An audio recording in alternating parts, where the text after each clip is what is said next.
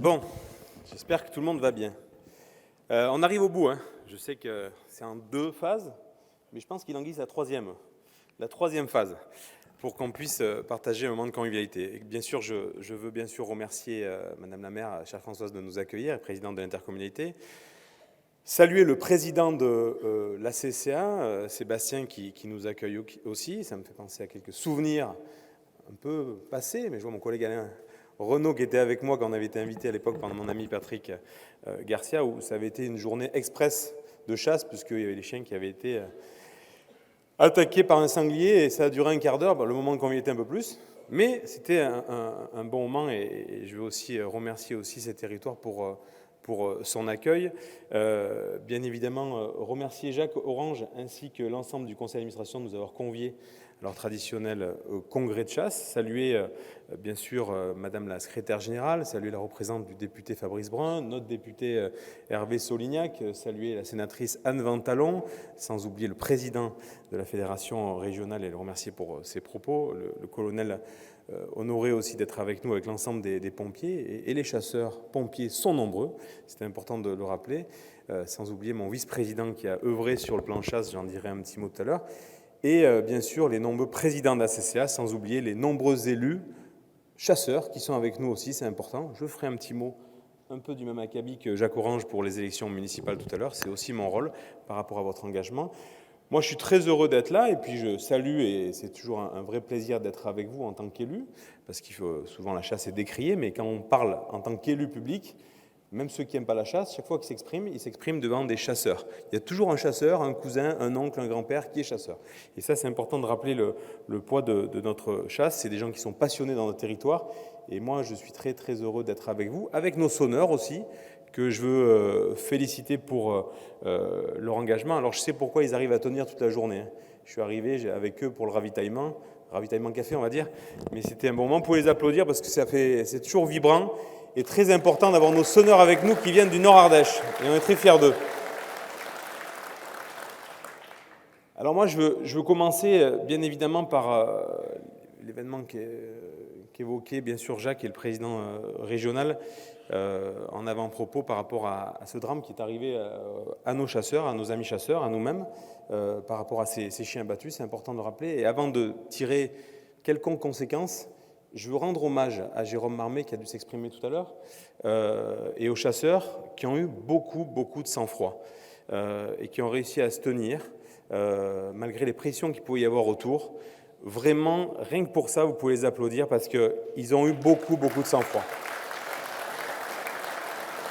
Moi, je me suis rendu sur place juste après avec le vice-président de la région, avec Jacques Orange, voilà, pour vraiment dire qu'on était à leur côté. Ce qui est arrivé, c'était dramatique. On sait, quand on touche à nos chiens, on touche à notre chasse, on touche à notre équipe, on touche un peu à notre famille aussi, parce qu'on les élève de bout en bout, je sais ce que c'est.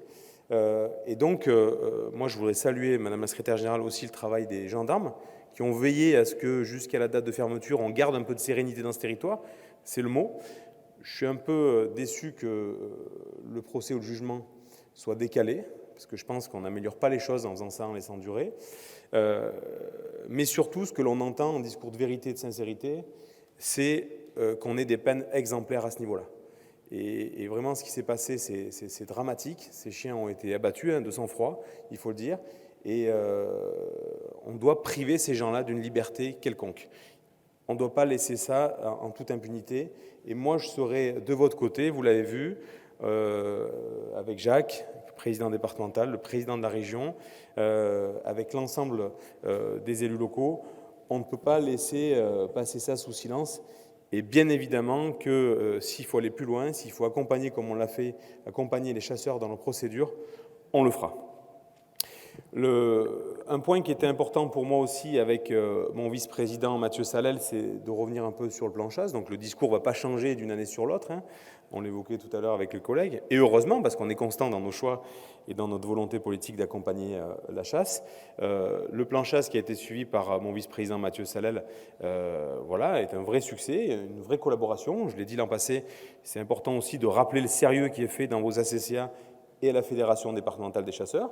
avec des équipes engagées, que ce soit au département et à la fédération, où on a pu conduire et accompagner un certain nombre d'acteurs locaux. Vous savez qu'il y a le volet accompagnement, et ça a été bien fait tout à l'heure par le directeur, et je le remercie, direct à la fédération départementale des chasseurs, où on accompagne tout ce qui est le volet formation, ce qui est la chasse accompagnée aussi. Et là, on a pu accompagner un peu plus de 1300 formations. Je pense que c'est important aussi de rappeler que ces formations décennales sont importantes pour les réflexes, le fait aussi qu'on partage la nature, ça a été dit tout à l'heure avant moi. Le fait que sur la chasse accompagnée, on est près de 90 jeunes qui aient choisi de prendre la chasse accompagnée pour commencer à se familiariser, bien sûr, avec l'arme, avec le reste. Et ça, c'est fondamental aussi. Et puis un point sur lequel j'avais une attention particulière et qui fonctionne bien, c'est le fait que les ACCA aussi puissent bénéficier du soutien du département à travers le bonus qu'on a mis en place pour les prises de cartes sociétaire pour les jeunes entre 16 et 18 ans, puisque là on a un peu plus de 105 jeunes qui ont pu en bénéficier à l'échelle départementale, donc c'est un vrai succès aussi, et qui est loin d'être symbolique, puisqu'on a fait le choix de mettre pareil que sur le bonus collégien, avec un peu plus de 60 euros. On sait qu'en moyenne une carte c'est un peu plus de 100 euros, entre 120 et 130 euros, et donc on en prend en charge près de la moitié. Et je salue aussi parce que beaucoup d'ACCA, pour ces jeunes-là, font souvent un geste ou une gratuité la première année, et ça c'est important qu'on travaille main dans la main à ce niveau-là.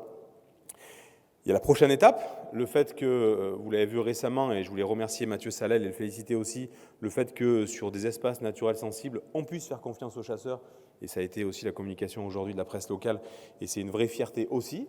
Souvent, quand les espaces naturels sensibles, on donnait ça à des associations écologiques, ben non, les chasseurs connaissent le territoire, et c'est important qu'on puisse faire vivre, donc c'est une première amorce, et je voulais saluer aussi le travail qui a été fait avec les intercommunalités, et ça a été salué tout à l'heure. Et puis, il y a le fait aussi, vous avez reçu un mail ces derniers jours, que dans les dispositifs associatifs du département, avec mon vice-président Christian Ferroussier, vous puissiez être considéré comme toutes les associations. Je le rappelle, à l'échelle départementale, je n'ai pas une association qui a 10 000 adhérents. Et donc, c'est important aussi que vous puissiez bénéficier du dispositif Ato-Association pour organiser une manifestation, quelle qu'elle soit. C'est important que ça soit dit ici, que ça soit une assemblée générale extraordinaire, que ça soit localement une mise à l'honneur de quelqu'un de méritant. Donc ça fait partie des accompagnements.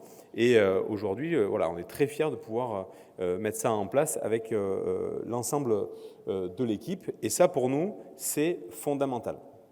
Un point qui est important, et on a cette liberté de ton ensemble, c'est que voir que localement et régionalement parlant, on arrive à s'entendre et travailler main dans la main. Le souci, c'est plus haut. C'est la déconnexion qu'il y a au niveau national.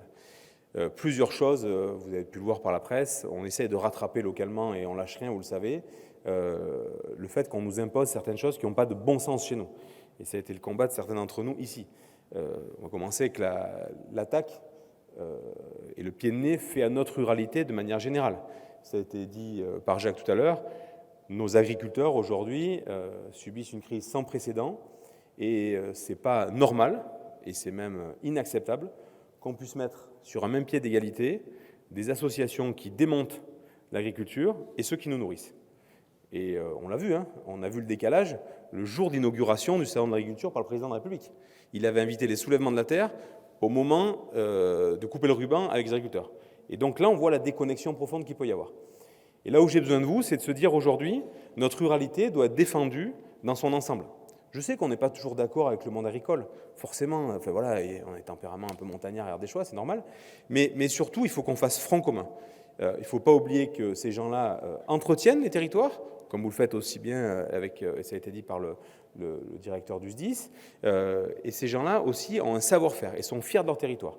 Et je pense que la chasse, avec le monde agricole, on doit s'entendre, on ne doit pas se taper dessus. Et ça, c'est fondamental. Et il y a des choses qui sont aussi du bon sens ardéchois, mais ce n'est pas du bon sens parisien. Le repas végétarien imposé dans nos cantines, voilà, je fais partie, j'en suis fier avec l'équipe, je suis un des seuls présidents de département à avoir dit non, stop, ça suffit. Qu'on laisse le choix aux enfants, oui. S'ils veulent manger des graines, tant mieux, ou un repas végétarien, ce n'est pas mon problème. Mais il y a des gamins, et moi je gère les solidarités au département, qui ne mangent pas de viande chez eux. Et on ne doit pas leur imposer ce repas végétarien toutes les semaines. Et donc, s'il y a de la viande de la veille, s'il y a un steak, s'il y a du poulet, eh ben, on est capable de faire cuire un steak ou du poulet à des jeunes qui ne mangent pas de viande chez eux. Ça, c'est le premier point. Le deuxième point, c'est qu'on le voit. Depuis quelques années, il y a une vraie méfiance et un vrai mépris de nos territoires ruraux. Ça a commencé, et là aussi, la main n'a pas tremblé, on s'était engagé avec l'équipe sur le retour aux 80 km/h. C'est pas le fait de pousser les Ardéchois, comme j'ai pu l'entendre, à rouler à 90. C'est pas ça. C'est dire, en gros, nos routes, on les connaît. Et c'est pas de Paris où on doit nous imposer de rouler à 80. Et donc ça aussi, c'est une immense fierté de dire que sur notre territoire, on n'a déjà pas d'autoroute. Peut-être qu'on fait front commun avec le député, peut-être qu'on aura le retour du train. On n'a pas d'avion. Et encore, vous voulez nous supprimer la bagnole ou nous dire d'aller travailler à pied. C'est pas possible. Enfin, moi, j'ai eu un débat un peu animé avec une écologiste verte de Paris, mais des Français de l'étranger, donc c'est encore un statut particulier, qui m'a dit, mais vous êtes à contresens de l'histoire, il faut demander à vos populations d'aller travailler en vélo. J'ai dit, mais quand vous êtes à Coucourant, qui a 5 habitants au kilomètre carré, et c'était au moment du Tour de France, j'ai dit, il faut être meilleur grimpeur du Tour de France pour aller travailler en vélo. Mais tout le bon sens est perdu.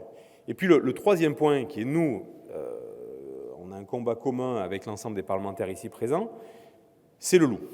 Je pense qu'aujourd'hui, il faut affirmer au niveau national, Jacques le fait très bien avec l'ensemble des élus, que le loup n'a pas sa place là où il y a de la production agricole, là où il y a de l'élevage, tout simplement.